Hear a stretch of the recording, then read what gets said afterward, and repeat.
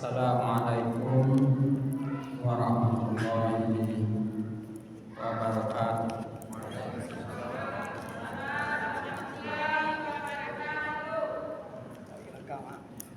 Innal hamdalillah nahmaduhu wa nasta'inuhu wa nastaghfiruhu wa nasta'dinuhu wa na'udzu bihi min shururi anfusina wa min sayyiati a'malina. May yahdihillahu fala mudilla lahu wa may yudlil fala hadiya lahu. Asyhadu an la ilaha illallah wahdahu la syarika lahu wa asyhadu anna Muhammadan abduhu wa rasuluhu la nabiyya ba'dahu. Allahumma shalli wa sallim wa barik ala hadzal nabiyil karim wa ala alihi wa ashabihi wa man tabi'ahu bi ihsanin ila yaumiddin. Rabbi shrah li sadri wa yassir li amri wahlul 'uqdatam min lisani yafqahu qawli. Qala Allah Ta'ala fil Qur'anil Karim, A'udzu billahi minasy syaithanir rajim. Bismillahirrahmanirrahim. Wasari'u ila maghfiratin min rabbikum wa jannatin 'arduhas samawati wal ardh u'iddat lil muttaqin alladzina yunfiquna fis sarra'i wad dharra'i wal kadhimina al-ghaidha wal 'afina 'anil nas wallahu yuhibbul muhsinin. Shadaqallahul adzim. Bapak-bapak, ibu-ibu,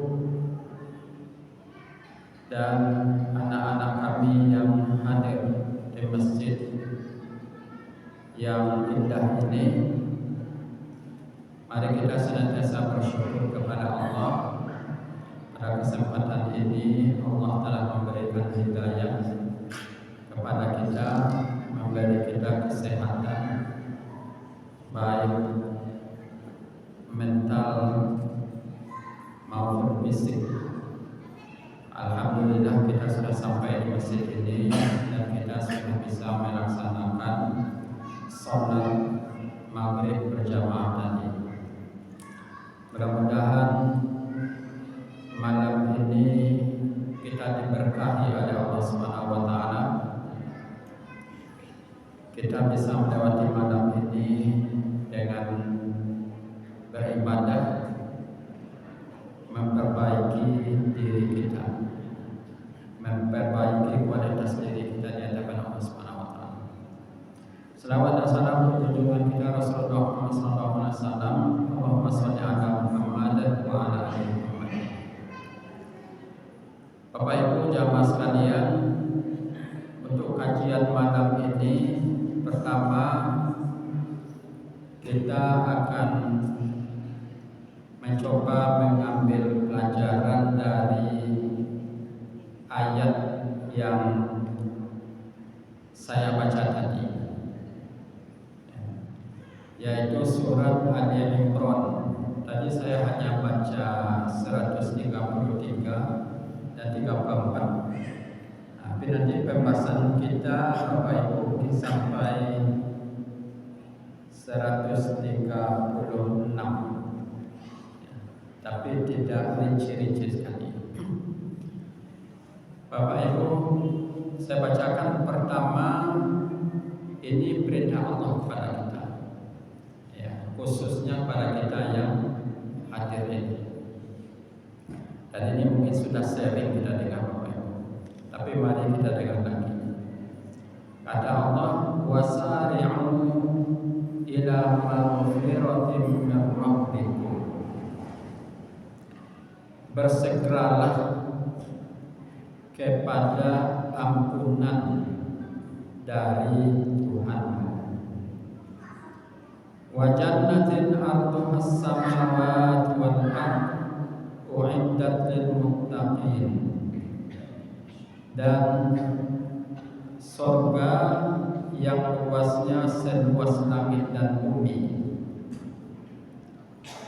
yang disiapkan oleh Allah untuk orang-orang muttaqin.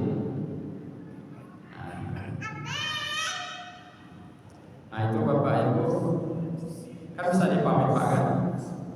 Sangat mudah memahaminya. Awak dah ngasa arti itu tahu. Perintah Allah untuk bersegera menuju ampunan Allah. Ini untuk kita semua Bapak dan Ibu-ibu.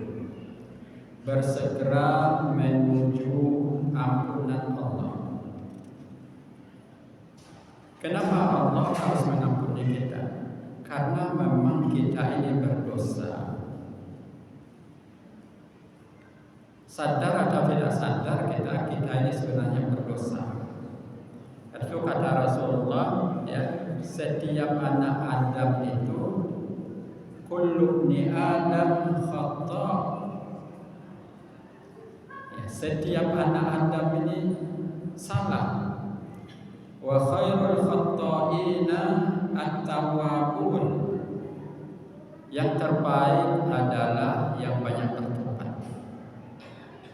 Ya. Kita ini berdosa.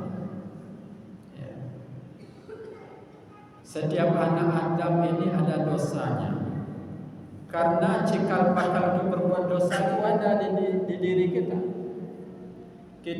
Kita tidak seperti malaikat.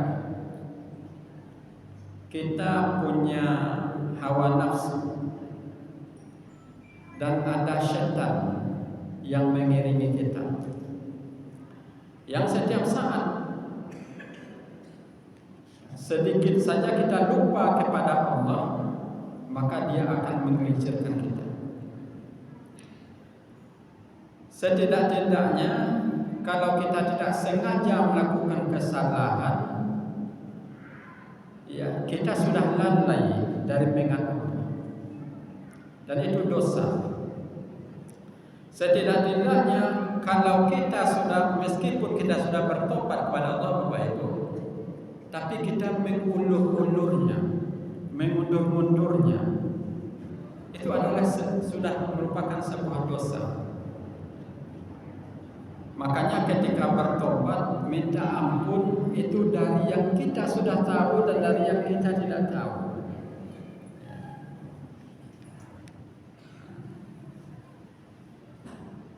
Jadi Bapak Ibu, itu yang pertama, sebenarnya kita ini berdosa. Harus sadar kita, harus sadar. Kalau tidak sadar, bagaimana kita akan bertobat? Orang makanya, ya kita akan jarang kita beristighfar, Bapak Ibu, karena kita memang merasa tidak berdosa. Para sahabat Rasulullah saja itu bertobatnya setidaknya 100 kali sehari. Dia merasa belum cukup memberikan pengabdian kepada Allah. Kita ini kan diciptakan oleh Allah untuk mengabdi sepenuhnya kepada Allah. Rasulullah dan para sahabat, dia sudah merasakan, ya, dan menyadari kalau dia belum bisa sepenuhnya melakukan itu.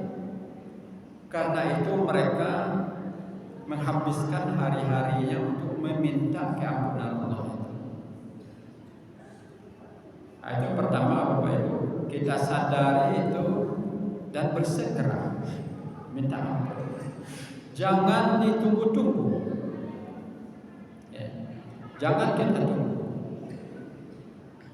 Kalau kita tunggu, dari Ibnu Qayyim ya dalam Madarijus Salikin ya, itu juga merupakan dosa. Ya. Menunda-nunda tobat itu sebenarnya kita sudah dosa.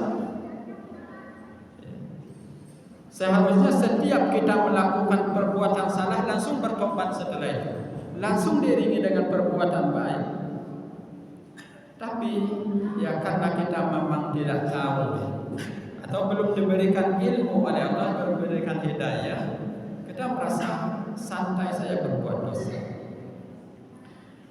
Maka yang pertama dari ayat ini Bapak Ibu, ya yang mari kita memahaminya dan mari kita memaksimalkan usaha pada itu, bersegera bertobat ya, dan bersungguh-sungguh,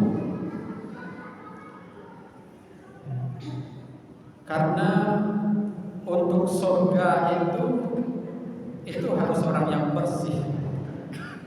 Orang berdosa tidak akan masuk surga kecuali setelah dosanya dibakar dulu.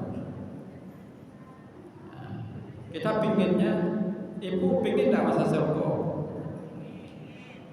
Apa-apa, pingin tak kita masuk surga? Pingin langsung atau pingin dibakar dulu? Pingin dibakar dulu atau pingin langsung? Pinginnya kita nanti tidak mesti melalui proses pembakaran dosa. Itu kita habiskan dari dunia ini. Kita habiskan di dunia ini. Sebelum kita meninggal, ketika kita menemui Allah itu dengan qalbun salim, dengan hati yang benar-benar bersih. Jadi karena itu bersegeralah kepada ampunan dari Tuhan. Segera bertobat. Bertobat itu Bapak Ibu tidak mesti kita menunggu setelah sholat. Rasa salah kita astagfirullahaladzim langsung. Ketika mengetahui langsung salah, langsung beristighfar, langsung minta ampun kepada Allah, langsung ikuti dengan perbuatan baik. Itu yang pertama, poin yang pertama. Kemudian ayat berikutnya, ayat 134 dan 135 ini sebenarnya ada dua hal secara garis besar yang harus kita lakukan ya, ketika kita sudah bertobat kepada Allah.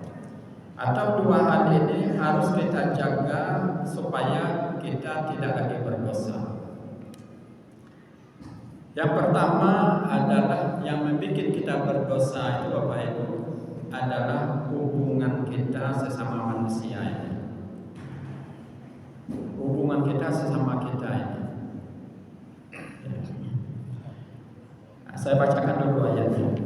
Itu kata Allah, alladzina yunfiquna fis sarra'i wad dharra'i wal kadhimina al-ghaidha wal 'afina 'anil nas. Ini secara letterlek sebenarnya ciri dari orang yang bertakwa adalah orang yang senantiasa menginfakkan hartanya di jalan Allah dalam keadaan senang dan susah. Nah, itu yang pertama, menginfakkan hartanya di jalan Allah dalam keadaan senang dan susah. Yang kedua, wal kadhiminal ghaidha, orang yang mengendalikan emosinya. Wal 'afina 'anil nas, yang ketiga orang yang memaafkan orang lain. Wallahu yuhibbul muhsinin, dan Allah menyukai orang-orang yang muhsinin, orang yang melakukan tadi. Letterleknya seperti itu Bapak Ibu, tapi ada makna di sebalik itu ya. Yang saya jelaskan bahwa pertama, kalau kita sebenarnya orang benar-benar beriman pada Allah, bertakwa, maka apa yang diberikan oleh Allah kepada kita ini ya, itu sebenarnya pemberian Allah. Karena itu Allah beri itu untuk kita pakai untuk kepentingan bersama, bukan hanya kepentingan pribadi ya, bukan hanya untuk kepentingan pribadi. Maka yang pertama, yunfiquna fis sarra, orang yang peduli, suka berbagi. Itu bahasa kita, suka berbagi, memberi ya, kepada orang di sekitarnya dalam kondisi apapun. sedikit sama kita makan ya, banyak juga sama dinikmati. Apa yang diberikan oleh Allah, maka makanlah dia, tapi sekedarnya. Nikmatilah dia, tapi sekedarnya. Kemudian berbagilah.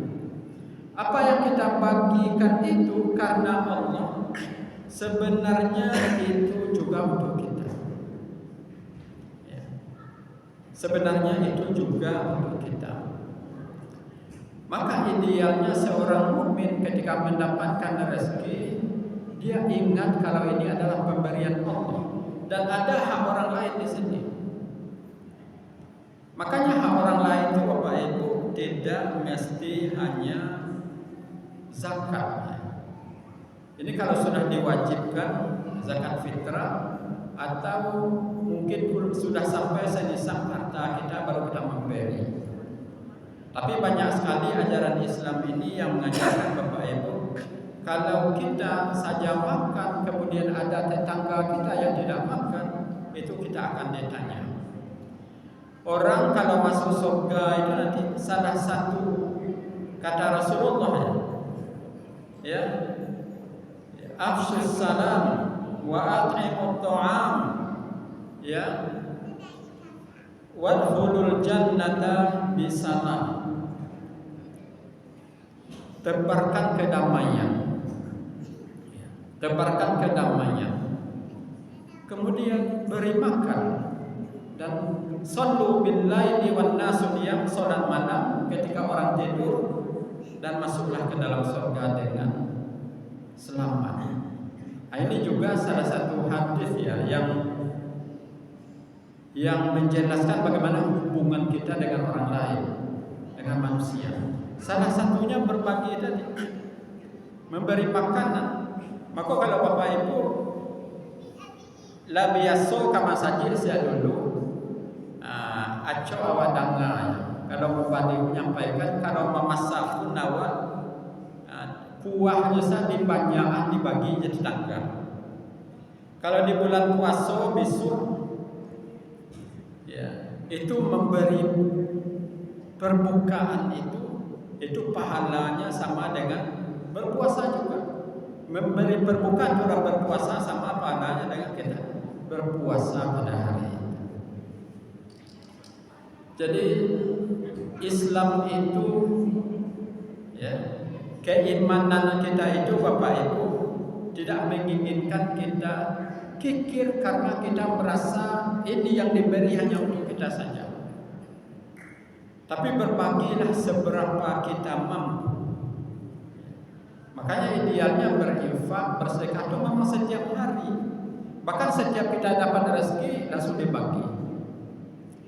Jangan dikumpul dulu banyak-banyak, kemudian nanti setelah banyak sudah iba pula kita membaginya. Kalau Bapak Ibu ya, itu akan memperbaiki hubungan kita sesama manusia, dan tidak melakukan itu menyebabkan kita berdosa. Apalagi ada orang yang seharusnya sangat butuh bantuan kita, padahal kita sebenarnya bisa membantu dan kita bantu, itu kita sudah mendapatkan bagian dari dosa.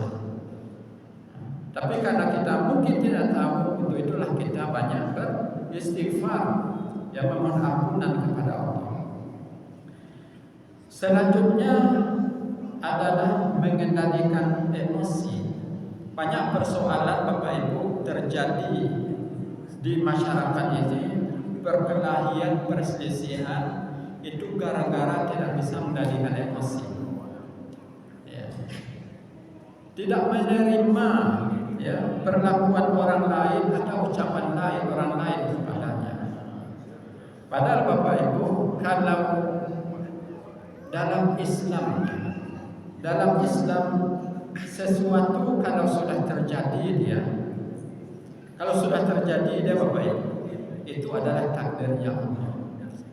Di balik itu ada pelajaran yang ingin Allah berikan kepada kita. Sampai ya kalau ada orang Bapak Ibu mau pacar Yawa gitu kan, bahkan mungkin mengambil harta kita. Sesungguhnya Allah ingin memberikan pelajaran supaya kita sadar bahwa kita mungkin tidak berkuasa terhadap diri kita. Salah satunya, kita tidak berkuasa terhadap harta kita. Hanya Allah yang Maha Kuasa. Kalau Allah ingin mengambilnya, Allah akan ambil. Maka kalau sudah terjadi dia, ya, kita barangkali hanya bisa berusaha mengembalikannya secara manusiawi. Yang kedua adalah, ya, memohon kepada Allah kalau kita ingin dikembalikan. Yang ketiga, kalau tidak kembali, kita ridho dengan semua keputusan Allah. Ridho kita dengan semua keputusan Allah. Jadi emosional kita, apa yang ada di hadapan kita, jangan menyebabkan kita emosi, karena biasa dari emosi itu keluarlah kata-kata yang merupakan ucapan-ucapan dosa. Kita menghina, mencaci, bahkan mungkin lebih dari itu, kita berbuat zalim, menyakiti dan sebagainya. Itu gara-gara tidak bisa mengendalikan emosi. Maka itu salah satu emosional kita itu, Bapak Ibu, itu salah satu sebab yang menyebabkan kita berdosa. Yang menyebabkan kita berdosa, ucapan kita atau mungkin perbuatan kita, karena tidak bisa mengendalikan emosi ini. Tapi kalau bisa kita memulangkan semuanya kepada Allah, ya, maka insya Allah semuanya akan baik untuk kita. Kalau kita ridho saja dengan apa yang diambil Allah dari diri kita, atau kalaupun ada orang mempergunjingkan kita tidak membalasi dengan mempergunjingkannya, maka sebenarnya dia sudah memberikan pahalanya kepada kita. Tapi kalau kita balas, ya kita kembalikan lagi pahala kita kepadanya.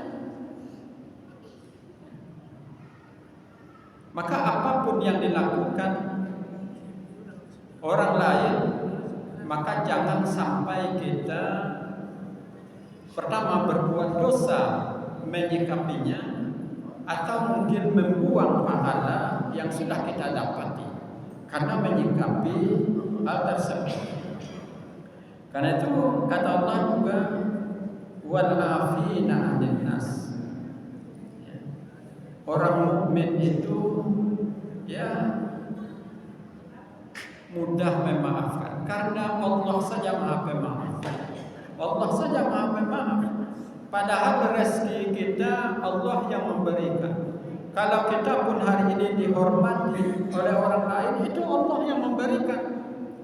Kalau ada suatu saat orang merendahkan kita, ya, seharusnya kita masih banyak bersyukur karena hanya 1-2 yang merendahkan.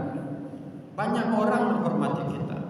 Itu kalau orang mukmin semuanya akan dipulangkan kepada Allah Subhanahu wa taala. Jadi Bapak Ibu, hubungan kita dengan manusia inilah yang kalau kita tidak bisa menyikapinya seperti apa yang diinginkan oleh Allah, oleh Rasulnya, maka itu adalah sumber dari perbuatan dosa kita. Bahkan Bapak Ibu, nanti di akhirat itu, ya, kata Rasulullah, ya, berapa banyak nanti orang yang merangkak atau tertelungkup ke dalam neraka itu disebabkan karena lidah mereka atau karena hubungan mereka.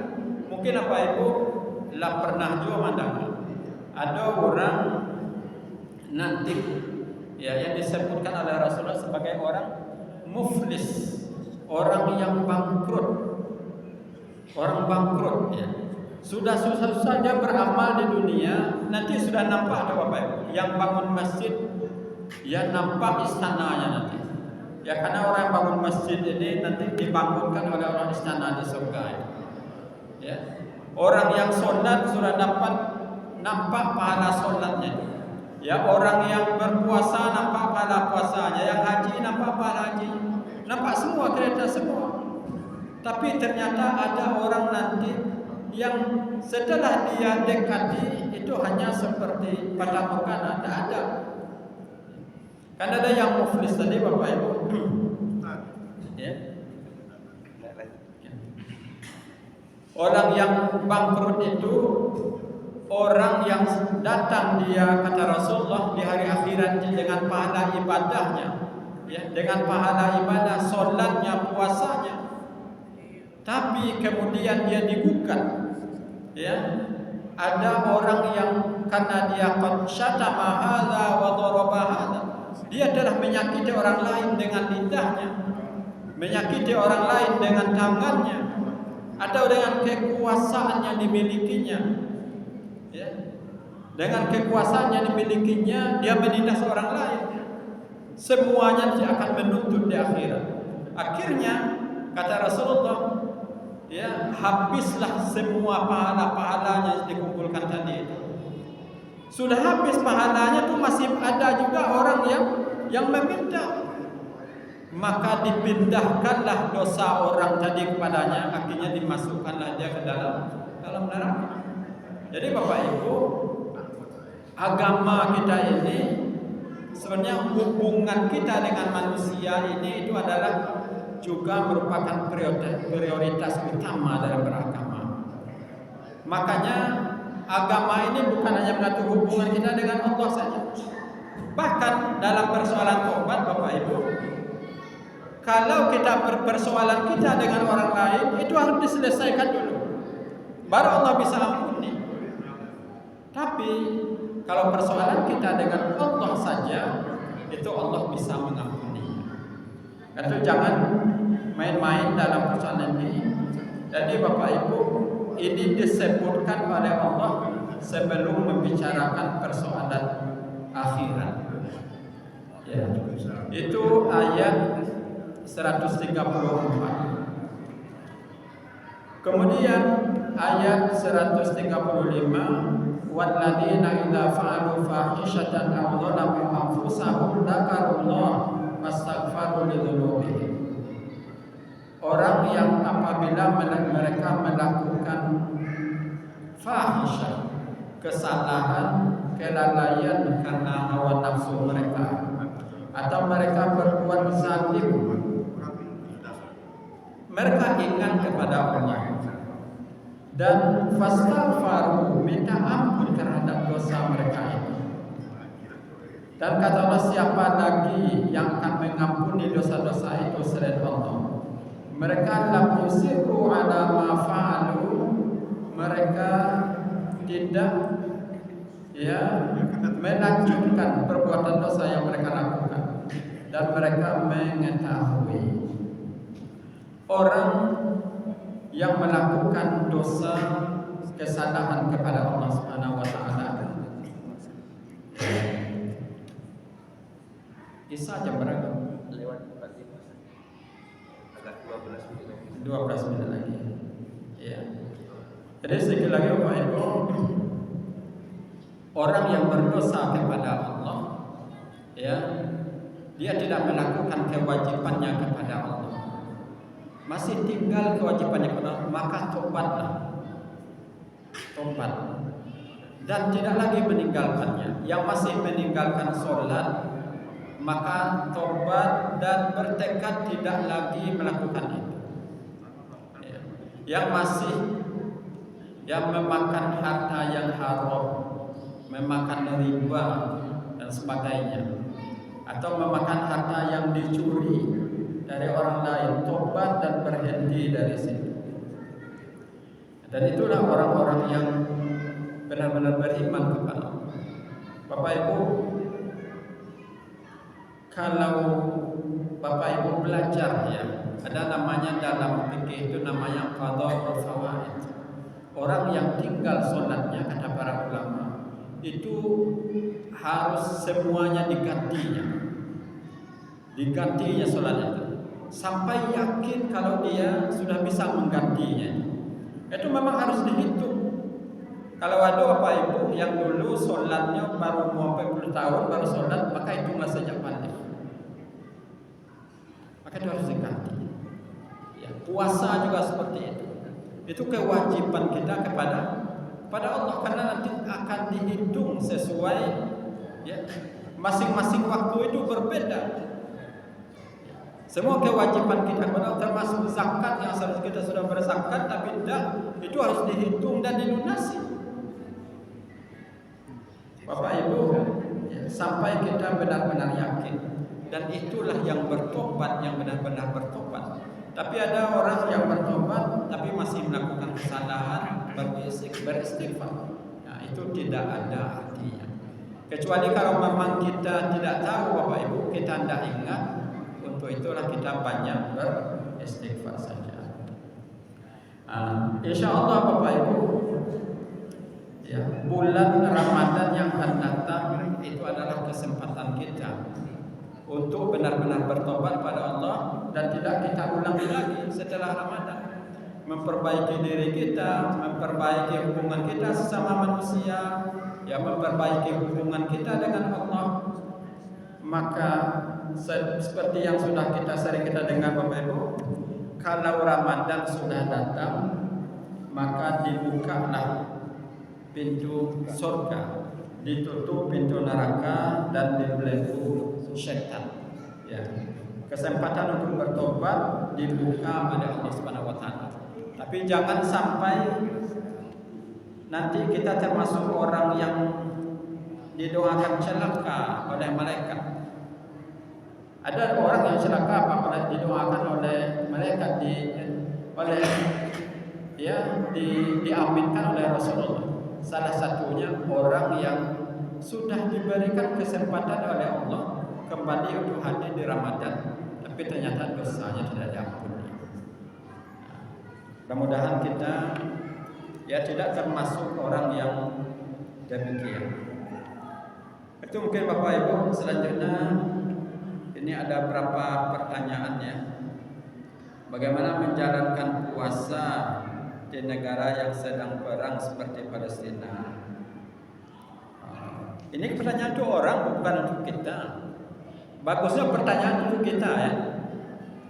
Tapi kalau Ibu Bapak mau pergi ke Palestina, ya puasa juga.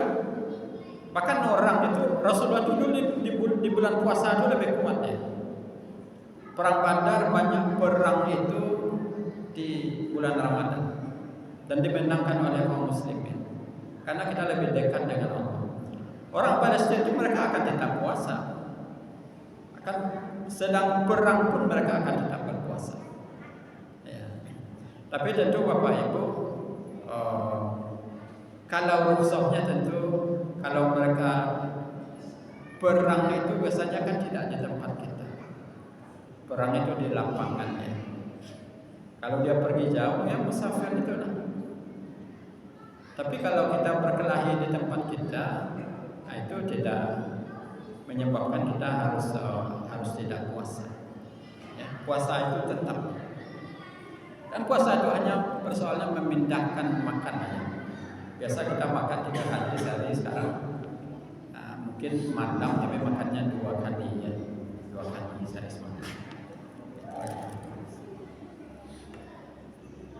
Bolehkah menambah energi selama dengan minum makanan? Ya, kalau makanan, kalau halal semuanya boleh. Yang penting halal, ya. Kalau memang orang lesu dia dengan berpuasa, ya boleh pakai suplemen, tidak ada masalah. Terkadang kita ingin bertobat tapi tidak sadar apakah kita sudah melakukan dosa. Apa solusinya? Bapak Ibu, memang kenapa kita tidak tahu kita berdosa? Karena Allah memang belum memberi hidayah. Kalau orang sudah beri hidayah, Bapak Ibu, sensitif dia, tahu dia kesalahan dirinya, maka para sahabat itu banyak menangis dia. Tapi orang sekarang kenapa banyak ketawa? Karena memang dia tidak dapat hidayah, tidak merasa dia berdosa.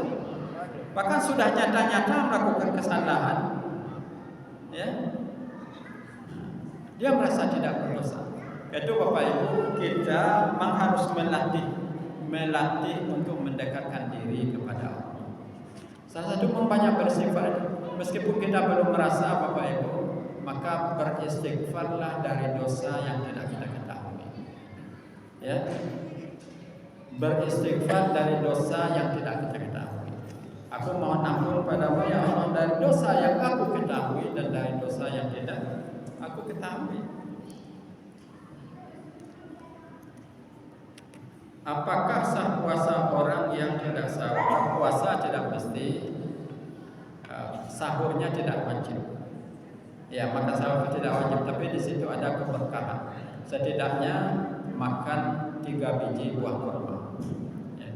Kadang-kadang Bapak Ibu kalau orang gaya-gaya, dan mulai gaya-gaya Bapak Ibu, memang senang lo sahur saja juaya kadang-kadang dengan air saja dengan kurma saja. Tapi kalau ketika mudo-mudo, itu ya biasanya sahur itu buah makan. Karena memikirkan besok lampu nak makan ya buah makan. Kan 3 piring kan? 2 piring atau 3 piring. Karena bokodo makan siang. Tapi kalau lah gaya-gaya besok tak boleh tu. Kan ya Pak kan? Anda nemu kadang-kadang awak makan sasuo itu lah kenyang betul. Jadi kalau hendak sahur, yang penting itu Bapak Ibu kita bangun sahur, bangun untuk beribadah. Tapi ada orang ada usaha sahurnya lalu tidak salah subuhnya itu tidak. Ya, bahkan bisa jadi tidak ada arti puasanya, tidak ada artinya karena meninggalkan yang lebih utama. Iya. Jadi jangan ada niat berdoa, tidak usah ada sahur tapi sampai salah subuhan tidak gitu. Kalau kalau mewarnai rambut dengan cat bagi seorang laki-laki apa hukumnya Ustaz? Ikut apa tanya. Bapak Ibu, yang disepakati itu boleh mewarnai dengan yang selain hitam. Boleh mewarnai dengan selain hitam, itu disepakati. Meskipun ada juga pendapat asalkan kita bukan untuk memanipulasi. Awak di Kobabini jauhkan pembawakan awak lagai. Jadi awak kicu hanya awak mudo-mudoan awak tanggal lahir awak tanggal sekian rambut di mudoan gitu. Kalau manipulasi itu yang berdosa. Tapi pernah sahabat itu menghitamkan rambutnya supaya musuh takut gitu. Supaya kelihatannya sahabat masih muda-muda jadi gentarnya musuhnya nih. Itu tidak apa-apa. Makanya memang ada pendapat boleh dengan hitam. Tapi tujuannya tadi tergantung ke tujuannya. Untuk apa tujuannya? Kalau awak kece bini awak atau istri awak wapang apalah rambut saya gagah ada pada boleh ya. Tapi memang yang afdal itu kalau kita biarkan alami ya, itu mengingatkan kita kepada akhirat. Itu salah satu hikmah. Karena jangan kira muda ya baru. Padahal sebenarnya kita sudah sangat dekat dengan ukuran.